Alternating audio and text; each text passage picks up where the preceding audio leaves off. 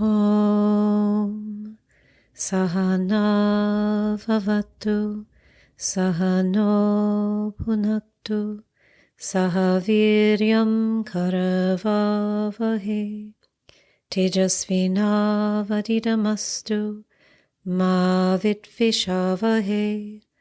Om Shanti Shanti Shanti.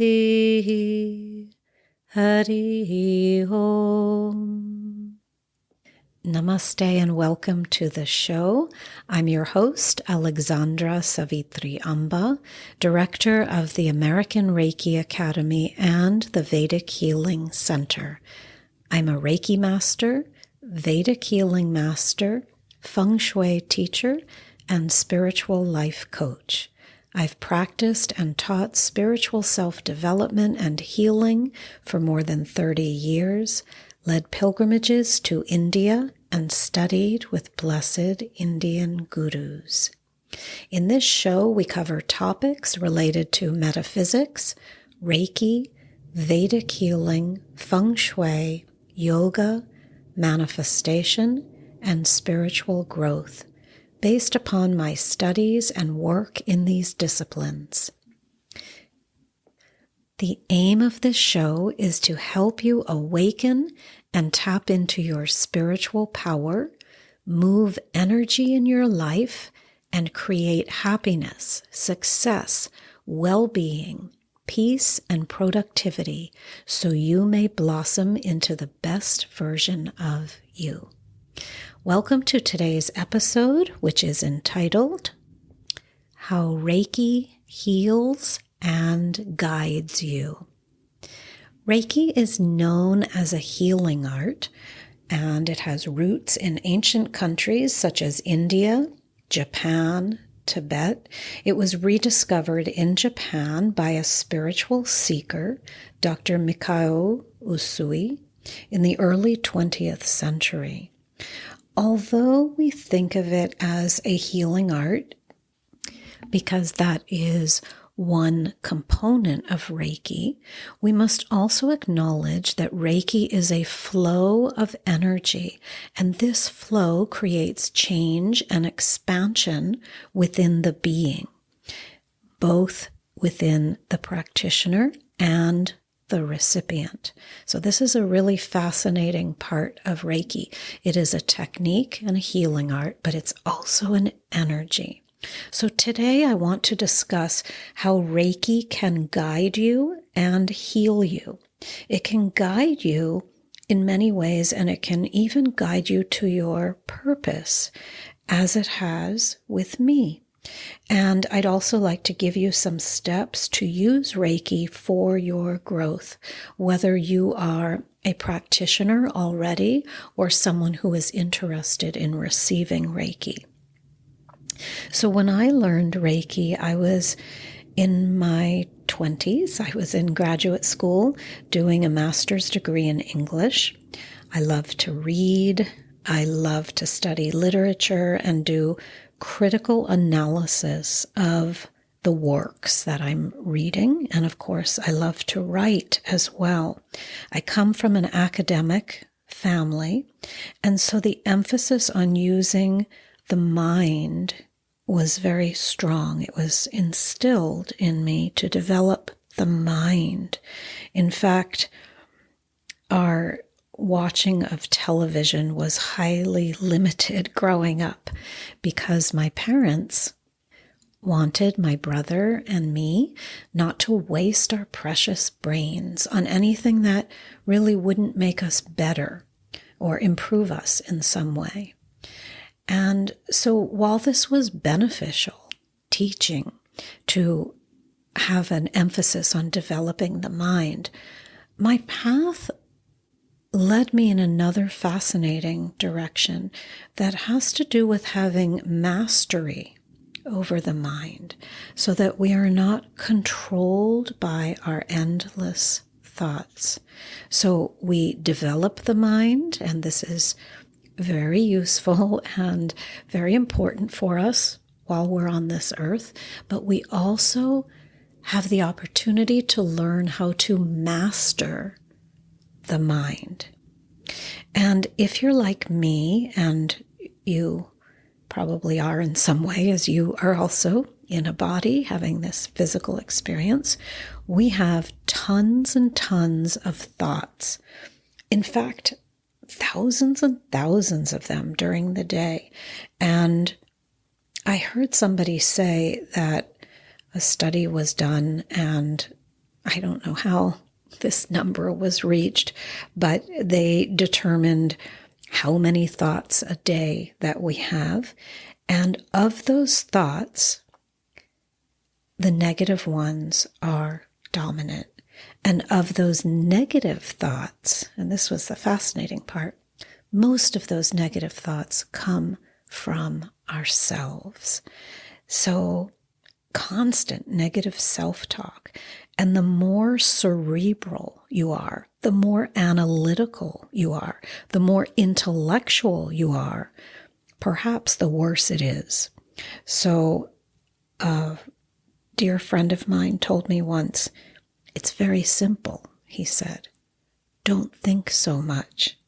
Well, that is easier said than done. And so this is where the spiritual path comes to the rescue, especially meditation and mantras, but also Reiki. And so today I'm going to talk about how Reiki helps. For those of you who have not studied Reiki yet, I want to talk about the structure of Reiki. And those of you who have studied Reiki know this already. So just briefly, Reiki is comprised of 3 levels of training. And in another podcast episode, I'll go into more detail about each level.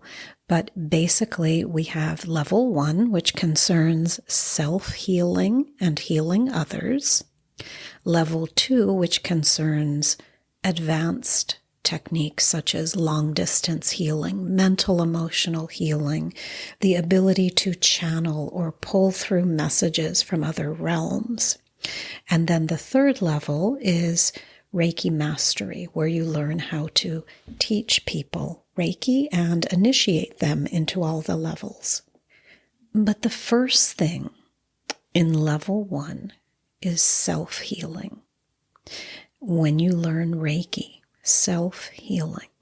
And many times we might overlook this component of the work.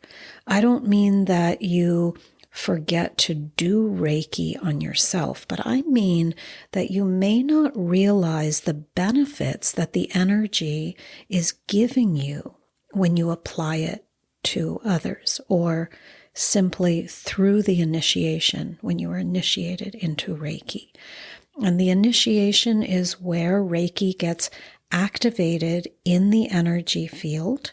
It's a process where the Reiki master connects you, the new student or practitioner, to this flow of energy. So what is self-healing? Self-healing is I may suggest it this way, the smoothing out of our rough spots. It is the placing of a spotlight on these rough areas in our being, and a softening, an awareness of who we are. Self-healing has to do with development, self-development, understanding who we are. It has to do with introspection, who we are as a being. So we inhabit these bodies, but who is that we? It is the soul, the Atma.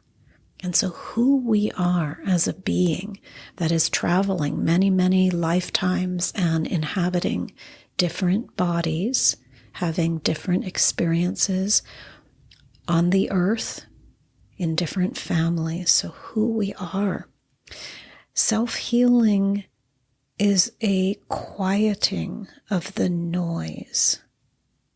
There's so much noise around us daily, and it's only through this quiet that we can access inspiration. So in self-healing, we go into an introspective space and we put attention on a quieting, a deliberate quieting of all the noise around us.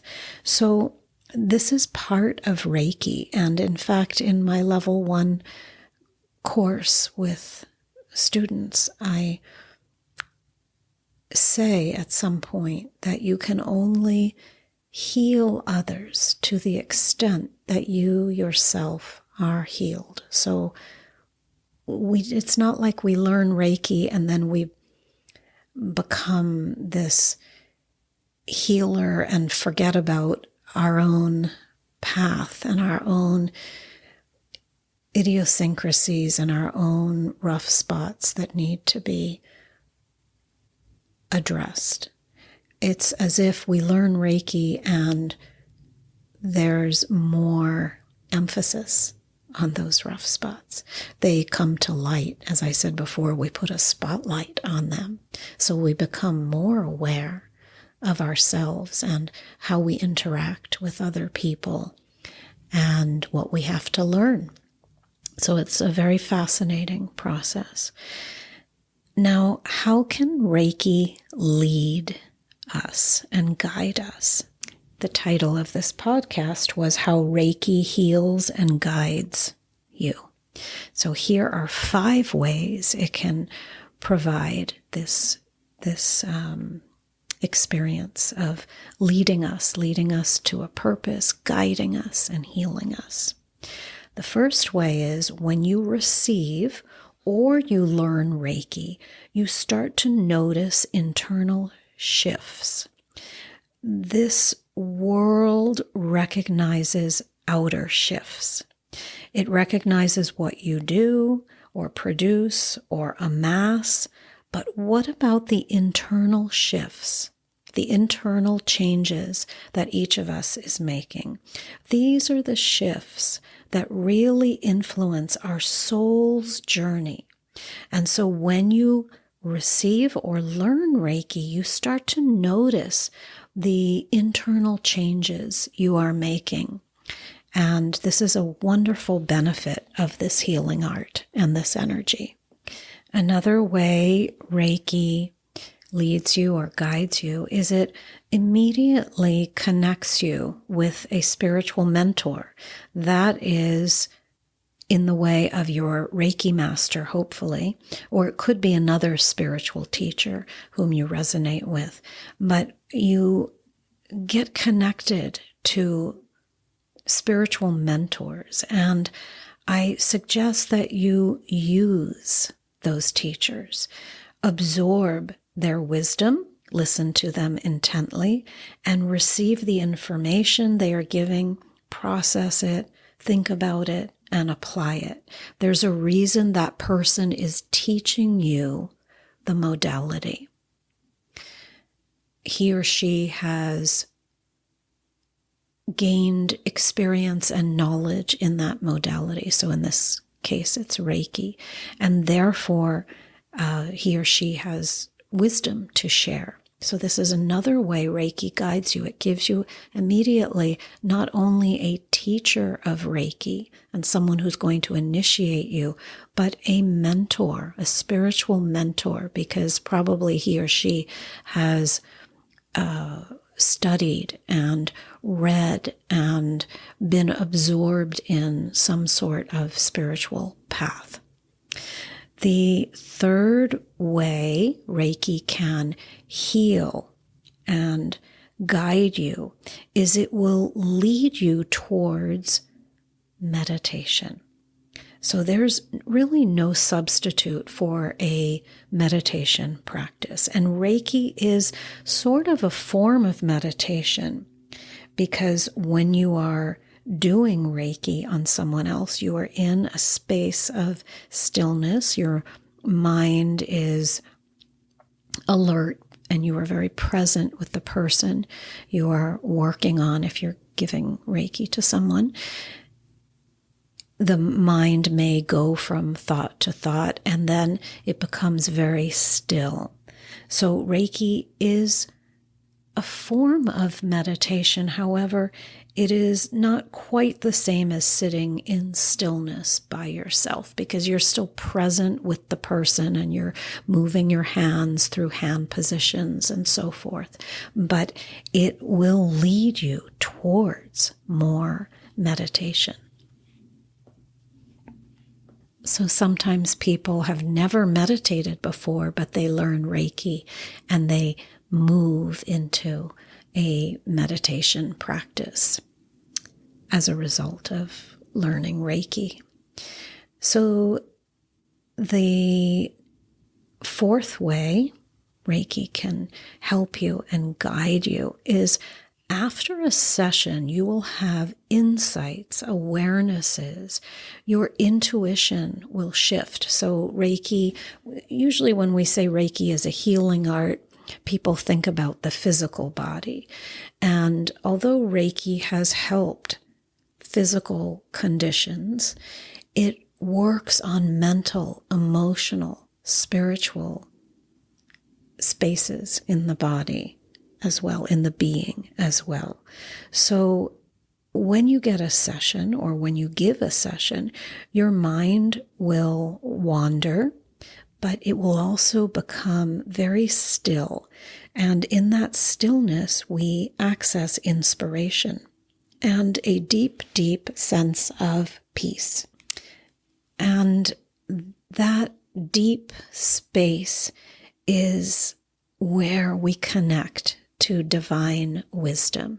So sometimes people receive Reiki for the first time and they say to me that they're very astounded afterwards. And they say, I didn't know I could get that deeply relaxed so quickly without having, for instance, a 1-hour massage. When you get massage, which is also deeply relaxing, you go into a space of stillness, but there's still the activity of the masseuse's hands and the movement on your body. With Reiki, there's a great stillness. There's a presence in the space. It's a very quiet, very yin, feminine, soft, but powerful and gentle modality. And the last thing I'd like to say about how Reiki can guide and heal us is that it brings us change. We know that stagnation is never healthy. So there is a movement of time, and in order to stay healthy on the planet, we must also move. We cannot stay stuck in one place or in one situation. And so Reiki causes this change to occur. But it is a gentle change, and it allows us to move through changes to make us aware that there is progress going on in our internal space.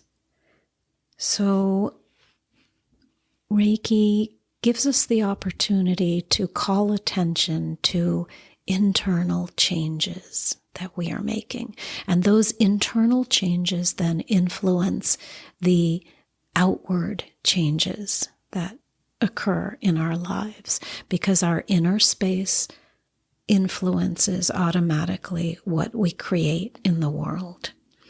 And so I would say if you are considering learning Reiki, I encourage anyone to do it, to learn Reiki, to just try it.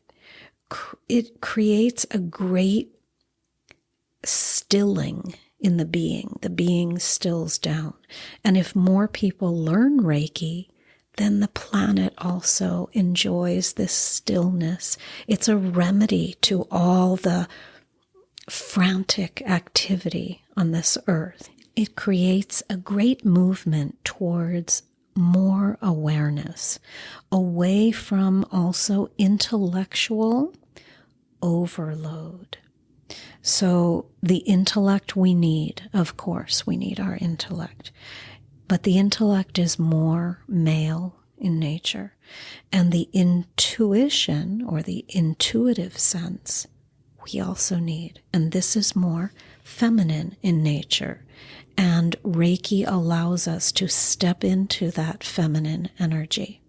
Therefore, Reiki will balance the excess of male energy that may be around us. If you have already learned Reiki, levels 1 or 2, I would encourage you to go through all the levels. Each one provides greater depth. If you are already a Reiki master, I encourage you to teach. There is a reason you became a Reiki master, and it wasn't just to run through all the levels and say, I did everything in this modality. It was to be of service and to help others on the planet with this modality. So sometimes people, when they take mastership with me, they say they don't really anticipate teaching anyone. For some reason, they are called to become a Reiki master, but they don't foresee themselves teaching Reiki. And I say, that's okay, but someday you will. So you learn Reiki mastership with the idea in your mind that at some point you will teach and initiate other people into Reiki. You don't have to know when or when this is going to happen or how or have all the details, but for some reason your soul pushed you to become a Reiki master, and therefore it is your duty and your responsibility to then share that knowledge with others, and that is the knowledge of Reiki, and to initiate and teach people the levels. And it's through the teaching that you will really expand and discover your purpose while helping many people. And our purposes, of course, are more than what we do on the earth. So we may be an artist or a chef or a teacher or anything at all, and that's something we're doing. But your purpose is something greater, and all of these spiritual healing arts lead you to understand what your purpose is. So I hope this has been helpful. And again, if you have any questions or concerns, please feel free to reach out to me. If you would like to be on the email list, please visit the website. You can click on the link on this podcast and subscribe to our email, where you will receive newsletters and information about the healing arts, or you can just continue listening to this podcast, and I hope it is of assistance to you. I wish you all the best in your journey with these amazing spiritual healing techniques, spiritual self-development, and all of the amazing topics that we cover here. These topics are topics I have studied, but they're topics and modalities that I live as well, because they are so much a part of my being and my self-expression here. And it's my great joy to share with others. Om Asato Ma Sadgamaya Tamaso Ma Jyotirgamaya Mrityorma Amritam Gamaya. Om Shanti Shanti Shanti. Hari Om. Om Sai Ram. Jai Guruji. Om Amriteshwariye Namaha. Hare Krishna. Om Namah Shivaya.